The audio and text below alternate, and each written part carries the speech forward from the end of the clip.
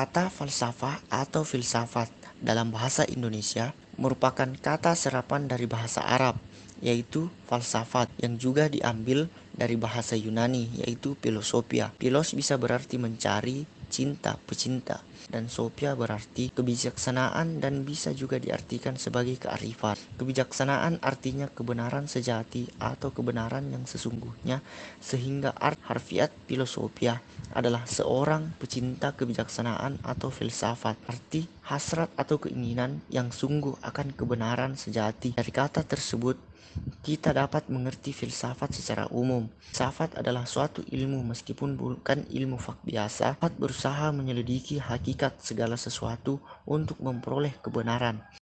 Berikut beberapa tokoh-tokoh filsafat pendidikan. Yang pertama, Plato. Plato merupakan filosofi Yunani yang aktif mengembangkan filsafat dengan mendirikan sekolah khusus yang disebut Akademia. Plato berpandangan bahwa konsep ide merupakan pandangan terdapat suatu dunia di balik alam kenyataan sebagai hakikat dari segala yang ada. Artinya, apa yang diamati sehari-hari adalah ide tersebut sebagai sumber segala yang ada, kebaikan dan keburukan. Ide merupakan suatu hal yang objektif, yang di dalamnya berpusat dan dikendalikan oleh puncak ide yang digambarkan sebagai ide tentang kebaikan yang diformulasikan sebagai Tuhan. Yang kedua, Aristoteles. Aristoteles yang merupakan bapak ilmu berpandangan bahwa ilmu pendidikan dibangun melalui riset pendidikan. Riset merupakan suatu gerak maju dan kegiatan-kegiatan observasi menuju prinsip-prinsip umum yang bersifat menerangkan dan kembali kepada observasi. Pandangan ini berkembang pada abad 13-14. Aristoteles berpandangan bahwa ilmuwan hendaknya menarik kesimpulan secara induksi dan deduksi. Dalam tahapan induksi, generalisasi-generalisasi atau kesimpulan-kesimpulan umum tentang bentuk ditarik dari pengalaman penginderaan.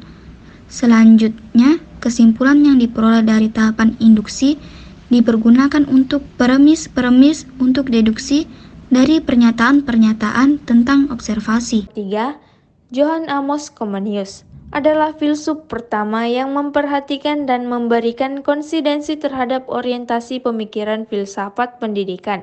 Adalah Johann Amos Comenius, seorang pendeta Protestan. Ia berpandangan bahwa manusia itu diciptakan oleh Tuhan dan untuk Tuhan. Manusia diciptakan dan ditempatkan di atas semua makhluk karena kemampuannya dalam berpikir. Percikan pemikiran Comenius berpengaruh pada teori-teori pendidikannya. Salah satunya adalah peserta didik harus dipersiapkan kepada Tuhan dan untuk Tuhan. Comenius juga berpendapat tentang prosedur dalam bidang pendidikan bahwa daripada membuat kerusakan pada proses alam, lebih baik bersahabat dengan proses alam tersebut. Anaximander. Anaximander juga merupakan salah satu dari filsuf alam.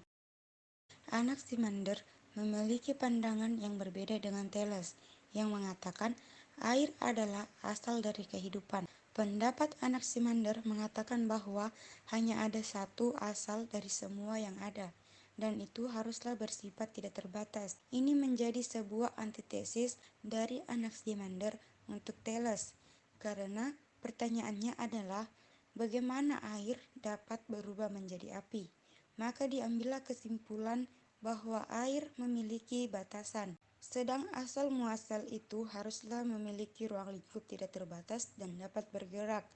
Selain itu, materi asal ini haruslah tidak dapat dilihat atau dirasakan dengan indera, tetapi hanya dapat dirasakan dan dicari dengan pikiran. Anaximenes lain lagi dengan Anaximenes. Dia mengatakan bahwa udara adalah asal mula dari alam ini. Karena pertanyaannya, bagaimana mungkin sesuatu yang bahkan tidak ada atau dan hanya dapat dicari dalam pikiran dapat menjadi asal mula segalanya? Maka bukankah itu udara? Karena menurut Anaximenes, pada mulanya segala sesuatu adalah udara. Kemudian terjadi pemadatan dan pengenceran terhadap udara ini. Udara yang memadat berubah menjadi angin, air, tanah, dan batu. Sedangkan udara yang mengencer berubah menjadi api. Sebagai kesimpulan ajarannya, Anaximenes mengatakan, sebagaimana jiwa kita, yang tidak lain daripada udara, menyatakan tubuh kita. Dengan demikian pula udara mengikat dunia ini jadi satu. Pada titik inilah pemahaman tentang jiwa pertama kali masuk dalam pemikiran filsafat. Walaupun Anaximenes sendiri tidak mengkaji lebih lanjut pemikirannya tentang jiwa ini. Thales.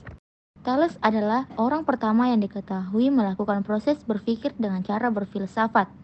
Kakek Thales ini adalah orang pertama yang menolak untuk tunduk pada mitologi nenek moyang, sekaligus orang pertama yang berani menanyakan dari mana asal-muasal dunia ini hingga ada.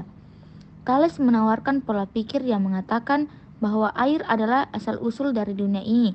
Pernyataan ini berlanjut dengan mengatakan bahwa bumi atau dunia ini sendiri terapung di atas air.